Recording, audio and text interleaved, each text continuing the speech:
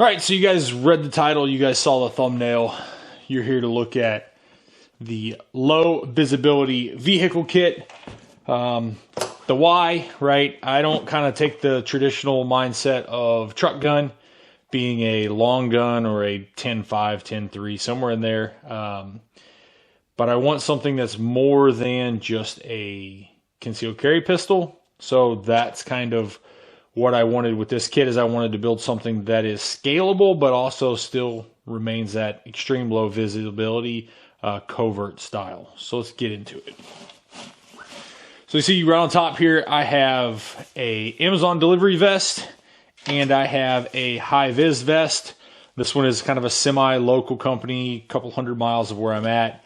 It does have the name and a phone number on the back of it, but I'm not affiliated with the company whatsoever. So it's kind of a good distraction, diversion. If somebody was to look up who this is, they're going to chase a rabbit hole, or a rabbit down a hole in which I'm not down that hole. So the great thing about these is they're easily scalable, meaning whatever time of the year it is, whether it's 100 degrees outside or whether it's 30 degrees outside, I can throw this on simply over a t-shirt. I can throw it on over a heavyweight jacket, and it's going to help conceal my kit, but it's going to allow me to blend in really easy. High-vis vest, urban environment, you can get just about anywhere with one of these. An Amazon vest, even in a rural environment, grab a cardboard box and you can pretty much walk up to somebody's door and they're really not even going to notice or mind very much. So that's kind of why I chose this. It's going high-vis to go low-vis, essentially. So those are the two cover garments that I have. The bag is a Magpul DACA. It's their takeout.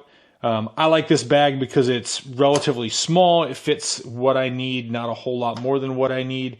But it's also not a very tactical bag, meaning that if you were to see me carrying a vest and this bag from a vehicle, through a parking lot, something like that, you're not going to think gun. You're going to think lunchbox, toolbox.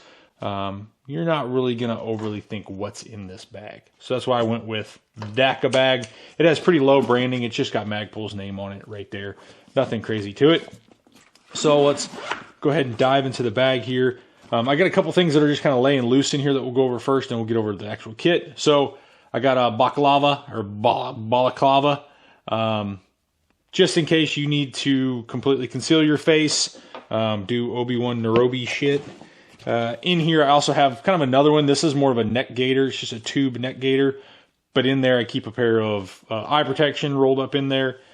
So this is just a long tube neck gaiter. You can fold this to be a balaclava as well.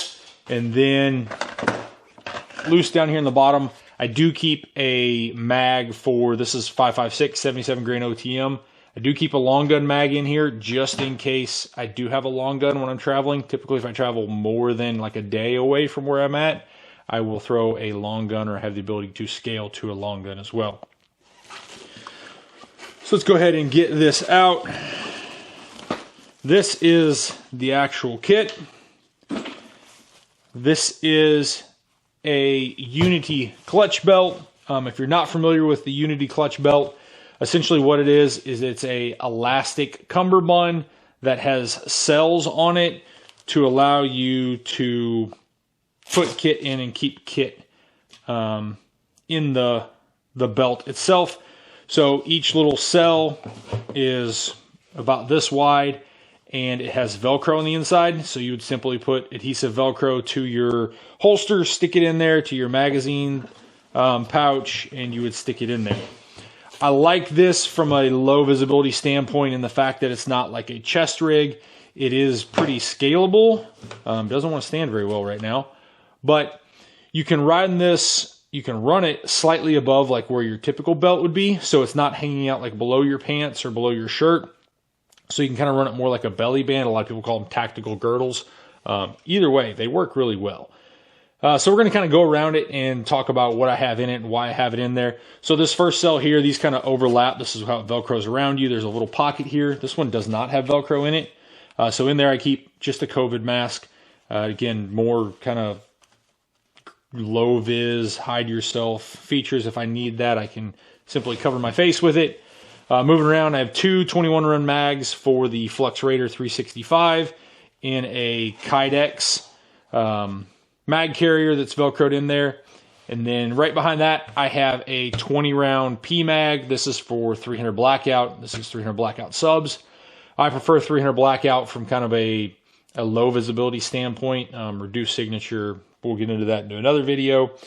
But again, that's in a Kydex mag carrier. I prefer Kydex in here. You can use elastic mag carriers, but as you pull magazines out with elastic, it kind of changes the size of the belt just a little bit. And so for that reason, I prefer to run hard Kydex for my mag retentions, my holsters, everything that's in here is pretty much hard Kydex.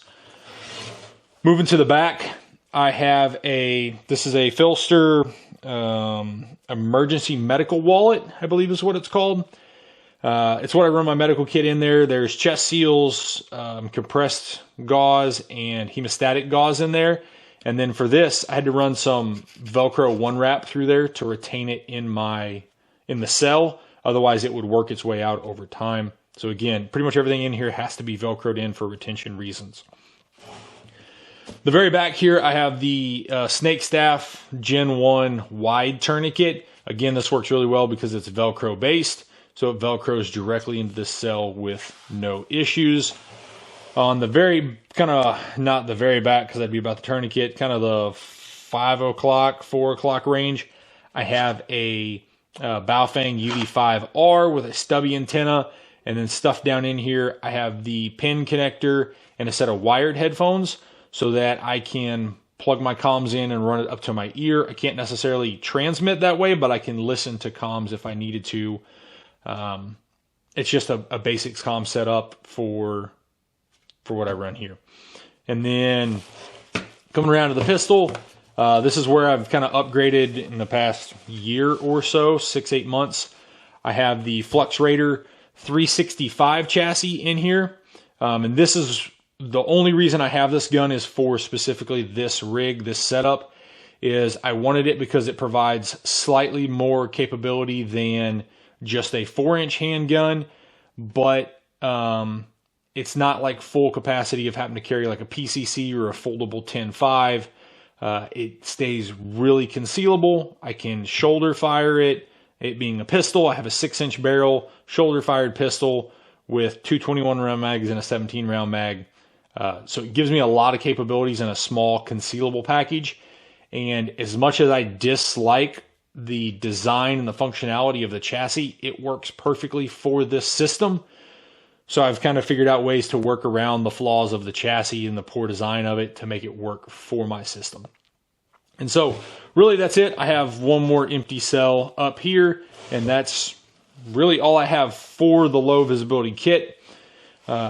Again, this is designed for whatever strange scenario you have in your head where you may need to vacate an area or a vehicle, for example. I can don this kit on in the driver's seat of my truck. I can throw a vest on with it and walk away from it. Or if I just need to grab the bag and get away from an area before I don the kit, I'm able to do that as well.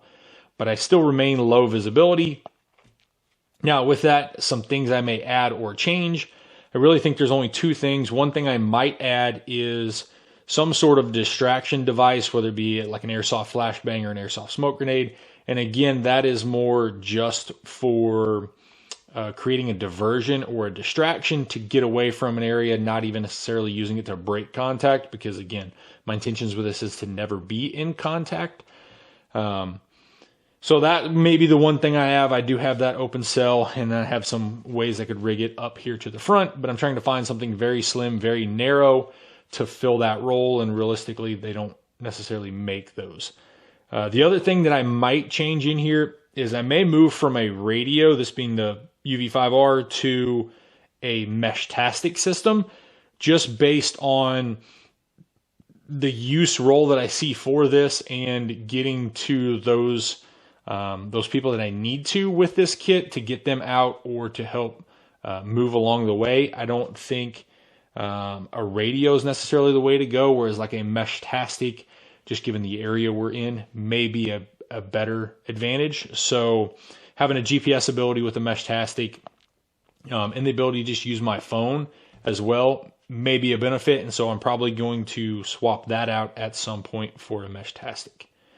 But for me, this is the setup that I go with. And realistically, it's all based on your perspective. How the saying go? Your perspective is your perception. The difference between a mountain and a molehill is your perspective. Are you looking up at it or are you looking down at it? They're basically both just a pile of dirt.